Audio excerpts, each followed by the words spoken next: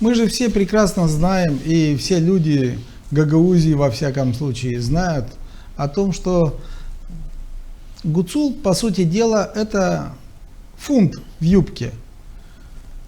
Так сказать, подставной башкан. Потому что на самом деле башканом в Гагаузии все это время был и остается Шор.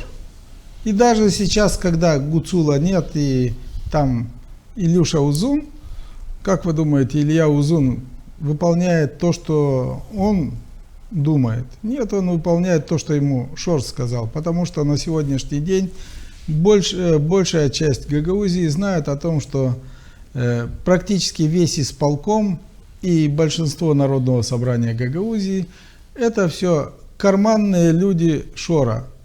Того человека, который получил вступивший в законную силу приговор и находится сегодня в бегах.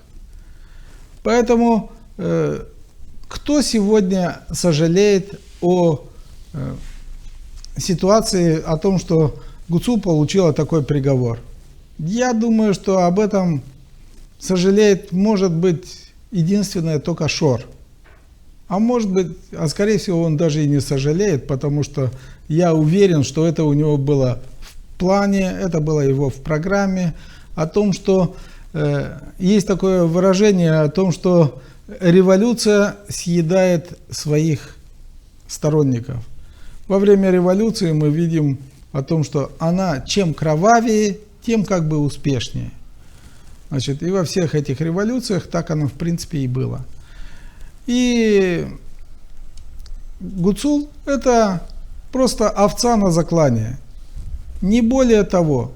Ее ставили на эту должность только для того, чтобы потом она была, как говорят, козой отпущения, или как еще ее назвать. Она хорошо исполняет свою роль. Никакой здесь политики нет.